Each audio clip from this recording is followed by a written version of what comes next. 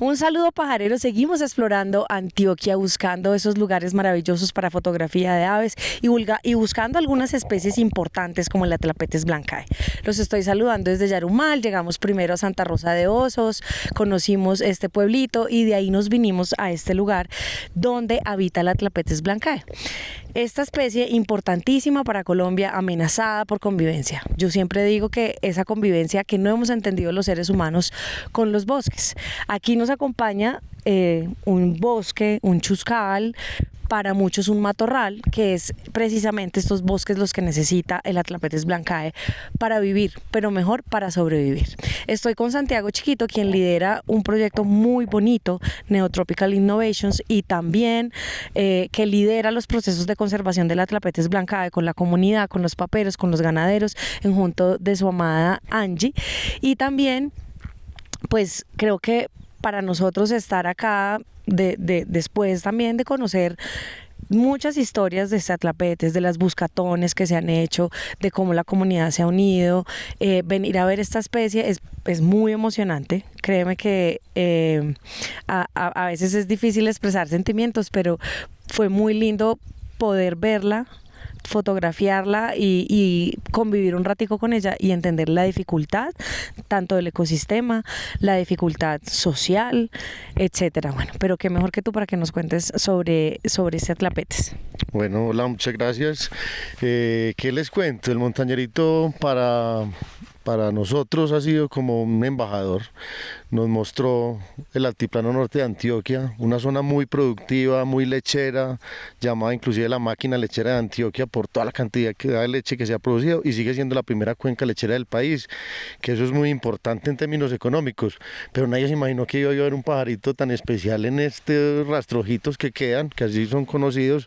Son más unos bosquecitos enanos llenos de fruticos, de planticas chéveres por conocer, por descubrir, y él ha sido precisamente el embajador de esos rastrojos, que son una transición entre el bosque y el páramo.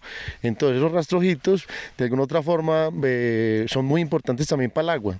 Entonces él vive en un ecosistema súper estratégico, porque además de ser la primera cuenca lechera de Antioquia, esta es la cuenca abastecedora de la segunda ciudad más grande de Colombia, que es Medellín.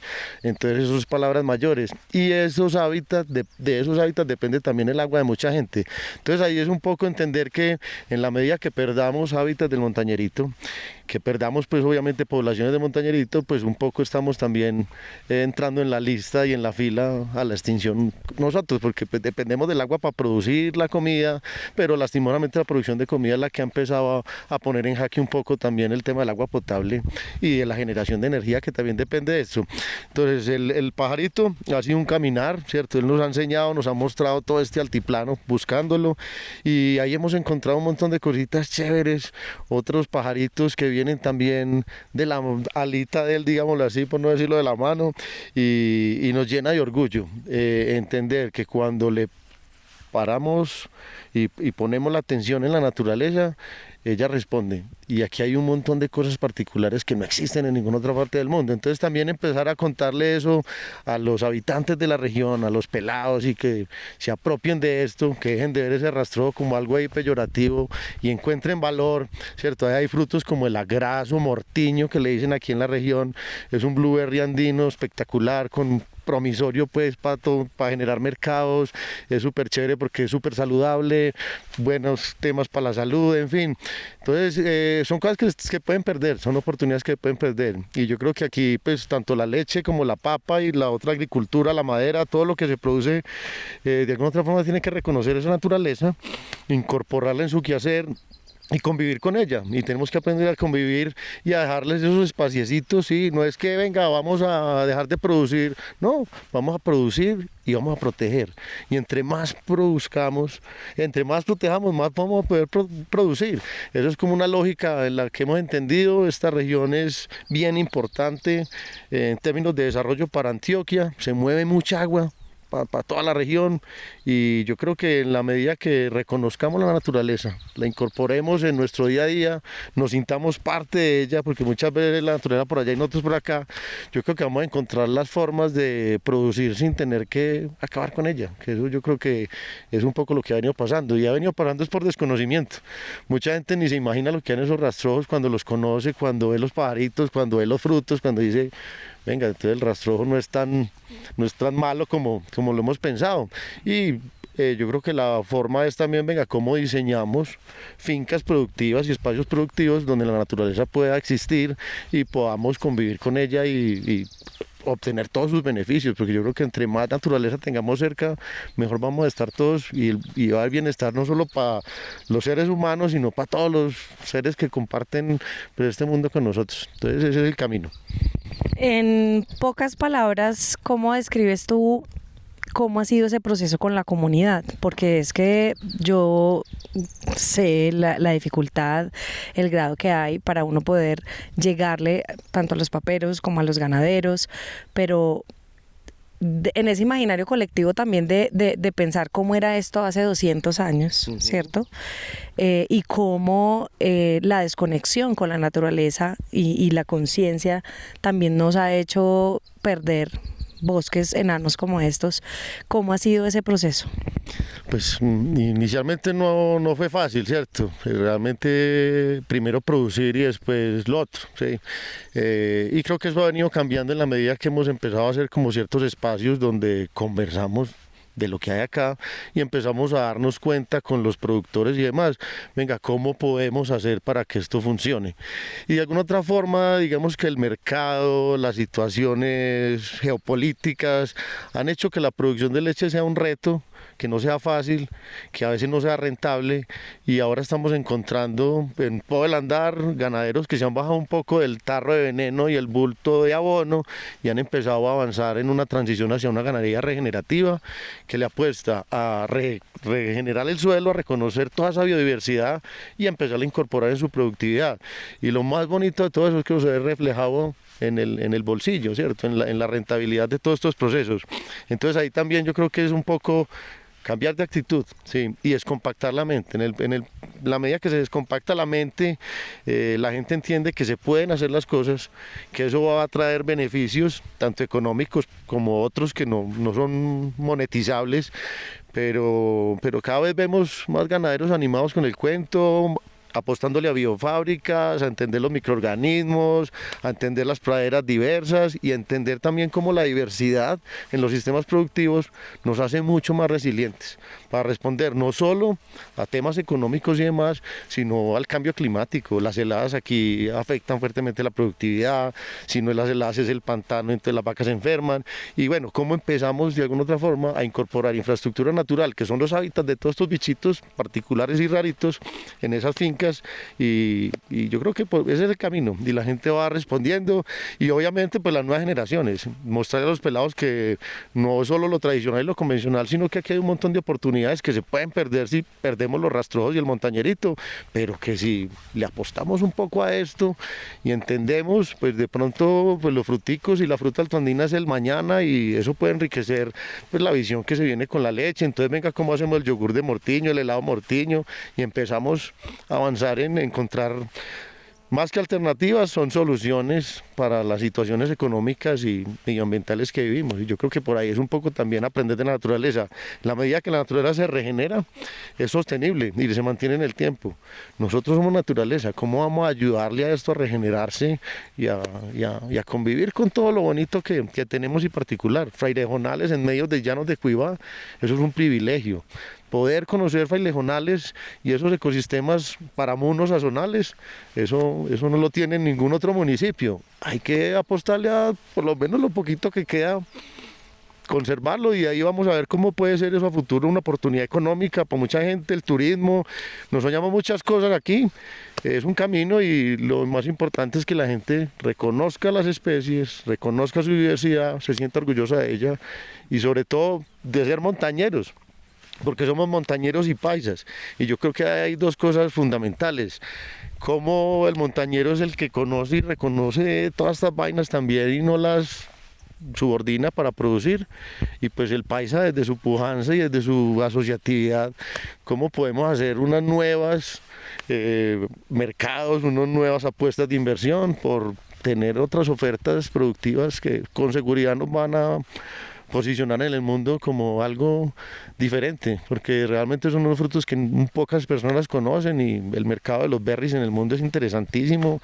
No tenemos que creer primero aquí en Colombia, y los invito a eso, a que coman mortiño, disfruten de las frutas altoandinas, curuba, mora, puchúa, las vasconcelas, que son las papayolas de tierra fría. Todo eso se puede producir en los rastrojos sin tener que acabar con ellos. Eso es lo más bonito. Maravilloso, me voy a quedar con descompactar la mente. Muy, muy interesante término. Y bueno, por último, y no menos importante, también sabemos que hay un nuevo hallazgo, ¿sí? Y creo que esos nuevos hallazgos tienen que ver con tu curiosidad, con no quedarte quieto. Además que ahorita que le preguntábamos a Angie que cuál era tu profesión, y era como, ¿what? No tiene nada que ver con lo que hace Santi en este momento. Entonces, qué rico también entender y darle voz a través de estos micrófonos, que yo creo que tú respiras pasión. Y eso es lo que finalmente se convierte en el común denominador de mucha gente que está haciendo conservación. Entonces, pues háblanos un poco de ese nuevo hallazgo. Obviamente sé que no podemos dar mucha información, tal, pero como dejar antojados a los que están viendo esta entrevista para que sepan de qué se trata. Bueno, ahí es un poco como de la curiosidad a la pasión, hay una línea delgada, y cuando uno ya pasa la pasión, pues ya no hay reversa. Entonces, en ese andar, de alguna otra forma empezamos a escuchar una gralaria rarita, y bueno, con los días ese rarito se convirtió en algo realmente poderoso y raro. Y ya con Gustavo Bravo, el Instituto Humboldt y varios otros compañeros, decidimos emprender como unas incursiones a empezar a evaluar esa especie, qué tan rarita era, y sí, confirmado, es una nueva especie, nos llena de orgullo, es una especie pues endémica para Antioquia también, y bueno, yo creo que es una oportunidad también para entender ese bichito, qué mensaje trae, qué es lo que tenemos que desencriptar ahí para poder hacer conservación. Como el montañerito, comparten el hábitat, pero este es mucho más restringido, sobre todo como a las fuentes hídricas, a los nacimientos de agua, a los chilcales, que uno también, el chilcal es como algo impenetrable, pero ahí es donde ellos viven, es muy bonito porque es como un manglar altoandino, y bueno, empezar a entender eso, qué tiene que ver con nosotros, cómo los conservamos, y pues también es un poco esa gralaria ya pidiendo socorro, diciendo, hey, aquí estoy, ¿qué podemos hacer? Y que eso se presente en medio como de esta zona tan productiva, y siguen apareciendo especies nuevas donde menos pensábamos que iban a aparecer. Yo creo que también es un poco la naturaleza pellizcándonos y diciendo, bueno, todavía hay una oportunidad, apostémosle a reconfigurar un poco las cosas, y de pronto eso nos va a traer mucho bienestar a todos. No solo a estos bichitos que están muy embalados, porque eso es la situación que uno ve, cada vez vemos más pérdida de hábitat acelerada, y eso es lo miedoso, es muy acelerado. En 6, 7 años que hemos estado andando por todo esto, hemos visto perder hectáreas y hectáreas de hábitat. Es difícil que haga algo la autoridad, porque claro, no son bosques grandes, entonces pues eso no lo protege nadie, pero hemos empezado a entender que eso tiene mucho valor para regular el agua. Si esto se pierde, la erosión, muchos aspectos vendrán, las inundaciones que hoy en día vive Medellín, ¿cierto? Toda esa agua que sobra allá abajo es el monte, que falta aguas arriba. Entonces también es un poco como que empecemos a entender que tenemos la oportunidad de poder enfrentar esto y de poderlo manejar.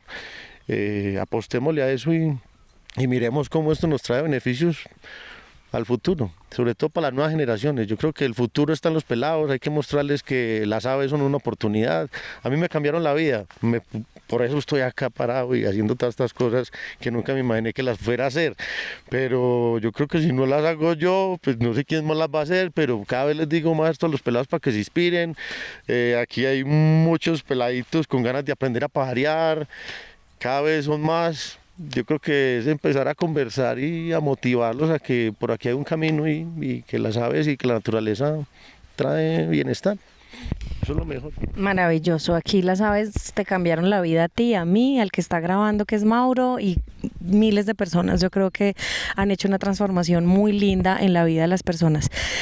Y bueno, por último, cerrar esta entrevista diciendo que ojalá esta agrolaria traiga un mensaje de conservación importante, no tanto para la comunidad antioqueña, sino para todo Colombia, para todas las personas que entienden la importancia de los bosques y la importancia de las especies para la vida. Aquí estaremos a la espera de cómo es que se va a llamar esta agrolaria, que muy seguramente va a tener un acento paisa. Entonces, nada, Santi, agradecerte un montón. Hemos sido muy felices por haber visto la Tlapetes Blancae por primera vez, y ahorita nos vamos camino a conocer esta agrolaria para mostrárselas a ustedes, para contarles también sobre la importancia de conservar todos estos espacios. Así que informando para Birds Colombia, la voz de las aves. Un saludo pajarero.